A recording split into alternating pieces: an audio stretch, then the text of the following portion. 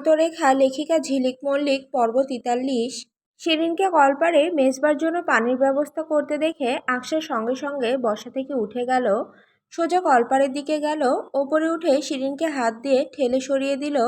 শিরিনের হাসি হাসি মুখ মলিন হয়ে গেল মুহূর্তের মধ্যেই। মুখ কালো করে একপাশে দাঁড়িয়ে বাঁকা চোখে দেখতে লাগলো। আকশা কলের ডান্ডায় চাপ দিতেই মেজবা হাত উঠিয়ে ডান্ডা চেপে ধরে ওকে থামানোর চেষ্টা করে বলল, কি করছো? প্রেগনেন্ট তুমি?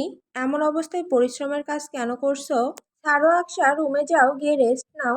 আকশা কল ছাড়লো না, বরং আরো শক্ত করে ডান্ডা চেপে ধরে ওর কর্মকাণ্ডে হতচকিত মেজবার দিকে কটমট চোখে তাকিয়ে দাঁতে দাঁত চেপে শক্ত গলায় বলল, এই ভেলায় কোনো মাহারাম নারী অথবা কোনো পুরুষের অভাব পড়েছে তো, এ কারণে আমারই বাধ্য হয়ে আসতে হলো।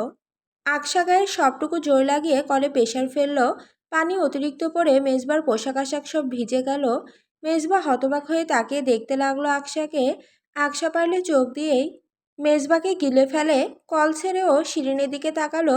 শিরিন ঠোঁট উল্টে চোখে অসহায় ভাব এনে নিরীহ বেশে দাঁড়িয়ে আছে দেখে আকশার শরীরে রন্ধে রন্ধে আগুন জ্বলে উঠল। ও রুক্ষ স্বরে বলল, আর তুমি? জি ভাবিপু, তুমি আমার সাথে আসো।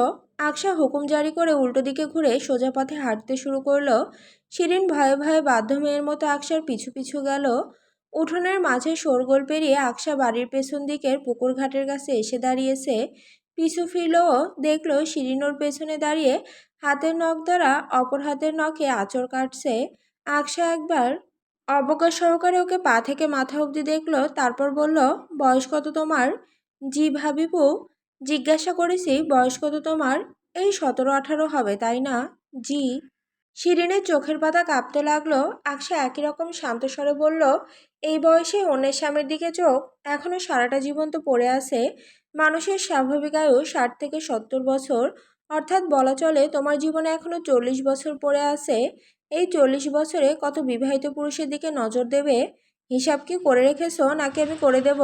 শিরিন যেন বুঝতে পারেনি আকশার কথা, এমন নিরীহ বেশে আকশার দিকে তাকে বিড়বিড় করে বলল, আপনি কি বলছেন আমি ঠিক বুঝতে পারছি না ভাবিপু। সঙ্গে সঙ্গে শিরিনের গালে পড়ল একটা 82 শিক্ষিত থাপ্পড়। শিরিন হতভম্ব হয়ে গালে হাত দিয়ে ভয়ার্ত চোখে তাকালো আকশার দিকে। আকশা এবার গলার জোর কিছুটা বাড়িয়ে দাঁতে দাঁত পিষে বলল, বোঝো না তুমি, ন্যাকা সাজো? অন্যের স্বামীর দিকে কিভাবে নজর দিতে হয় সেটা তো খুব ভালো করে বোঝো। তাহলে খাঁটি বাংলায় বলা কথা বুঝতে এত কষ্ট হচ্ছে কেন? কি খুকি তুমি? নতুন করে বাংলা বর্ণমালা শিখিয়ে দিতে হবে? শিরিন একদম চুপ, বোবা বনে গেছে যেন। মুখ থেকে একটা রাও বের হলো না ওর। আকশা বলতে লাগলো, ভেবেছো কি আমি প্রেগনেন্ট বলে আমার স্বামী আমার কাছে শারীরিক ফায়দা না পেয়ে অন্য নারীর প্রতি আকৃষ্ট হবে? তবে একটা কথা শুনে রাখো, আমি যদি কোনোদিন প্যারালাইজডও হয়ে যাই সারা জীবনের জন্য, তবুও মেজবা ইফতেখার আমি ব্যতীত পৃথিবীর কোনো মেয়ের দিকে নজরও দেবে না, ইনশাল্লাহ। এতটুকু বিশ্বাস আমার ওনার উপরে আছে। আর তুমি স্যাঁচরা ব্যক্তিত্বহীন মেয়ে মনে করেছো আমি প্রেগনেন্ট বলে আমার স্বামী তোমার দিকে খেয়াল করবে? বোকা মেয়ে, উনি তোমাকে জাস্ট একটা হেল্প করতে বলেছে। বোনের দৃষ্টিতে দেখে তোমাকে, আর তুমি তাকে কোন নজরে দেখছো? আশিকের নজরে? থাপড়ে থাপড়ে গাল লাল করে দেব, নির্লজ্জ মেয়ে। আর যদি কখনো আমার স্বামীর আশেপাশে তো দূর, তার ছায়াও তোমাকে মারাতে দেখি, তাহলে ধরে মাথা ন্যাড়া করে ঘোল খাইয়ে গাধার পিঠে চড়িয়ে পুরো শহর ঘোরাবো। এখন যাও চোখের সামনে থেকে। শিরিন দৌড়ে পালালো সেখান থেকে। আকশা ধীরে সুস্থে বের হলো বাড়ির পেছন থেকে। মেজবা উঠোনেই ছিল। আকশা আসতেই মেজবার সামনে পড়ল। মেজবা ওকে দেখে জিজ্ঞাসা করলো, ওদিকে কি করছিলে? আকশা জবাব দেওয়ার পরিবর্তে গম্ভীর গলায় বলল, রুমে আসুন। রুমে আসুন কথাটা বলে আকশা গটগট পায়ে হেঁটে বাড়ির ভেতর চলে গেল। মেজবা চিন্তিত ভীষণ, হঠাৎ কি হলো মেয়েটার? আকশা রুমে আসার মিনিট 2-3 মধ্যেই মেজবাও আসলো। আকশা যেভাবে সোজা হয়ে বিছানায় বসেছিল ওভাবেই বসে রইল।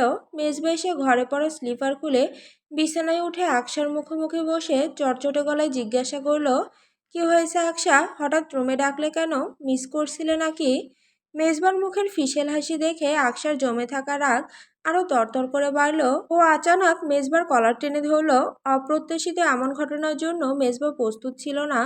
ভরকালো আকশা দাঁতে দাঁত চেপে বলল, রুমে ডাকবো না? বাইরে পুরো বাড়ি ভর্তি মেয়ে মানুষ, আপনার ওখানে কি? এই সময় আপনি থাকবেন রুমে, বাইরে বের হবেন, মেয়েরা দেখে সিডিউস করবে, সেগুলো নিতে খুব মজা লাগে, তাই না? সি সি, তবা তবা, কি বলো? বাইরে সবাই আমার মা বোনের মতো, সবাইকে আমি সেই চোখে দেখি। আল্লাহ জানেন আমার মনে কোনো বাজে চিন্তা ভাবনা নেই। আপনি বোনের নজরে দেখলেও সবাই তো আপনাকে ভাইয়ের নজরে দেখে না। ওই যে শিরিন, শিরিন কি করেছে? ওই মেয়েটা সুবিধার না, ওর নজর ভালো না। জেনে শুনে বিবাহিত পুরুষদের দিকে নজর দেওয়া মেয়েরা কি ভালো হয়? এত মানুষ থাকতেও আপনাকে পানি দিতে গেল, আর আপনিও ড্যাং ড্যাং করে ওর সাথে চলে গেলেন। আমি তো জাস্ট হাত মুখ ধুতে গিয়েছিলাম। কেন যাবেন আপনি? কি প্রয়োজন? দরকার হয় সারাদিন ওরকম কাদা মাখা অবস্থায় থাকবেন, তবুও কেন যাবেন? একজন নন মাহারম মেয়ের সাথে। যতই বোন ভাবুন, কার মনে কি চলে আর কি ইন্টেনশন থাকতে পারে, সেটা তো আর আপনি জানেন না। শুনুন একটা কথা, আমাকে দুর্বল মেয়ে মনে করবেন না মেজবা। আপনাকে আমি বিশ্বাস করি, কিন্তু শয়তানের ধোঁকাকে নয়। আপনি ভালো মনে করে এক পা এগোলে দেখা গেল শয়তান শয়তানি করে আপনাকে ধোঁকা দেওয়ার চেষ্টা করলো। আর সৃষ্টিকাল হতে এ পর্যন্ত শয়তানের ধোঁকা হতে কয়জন বাঁচতে পেরেছে? আপনার ইন্টেনশন পিওর থাকলেও শয়তানের নয়। শিরিন একটা শয়তান মেয়ে, ওর সাথে যদি আপনাকে আর কখনো দেখি না। আকশার সামনে নিরীহ বেশে বসে থাকা মেজবার চুল আরো জোরে টেনে ধরলো, দাঁতে দাঁত পিষে বলল, বলুন, শিরিন নামে পৃথিবীতে কোনো মেয়ে নেই। আমি কোনো শিরিনকে চিনি না। আর যদি কেউ শিরিন পরিচয়ে আমার সামনে এসে দাঁড়ায়, তাহলে তাকে আমি হিজড়া মনে করব এবং একই সাথে লাথিও দেব। পোষা শালিক যেভাবে বুলি আওড়ায়, মেজবাও সেভাবে অসহায়ের ন্যায় আওড়ালো। শিরিন নামে পৃথিবীতে কোনো মেয়ে নেই, আমি কোনো শিরিনকে চিনি না। আর যদি কেউ শিরিন পরিচয়ে আমার সামনে এসে দাঁড়ায়, তাহলে তাকে আমি হিজড়া মনে করব এবং একই সাথে লাথিও দেব।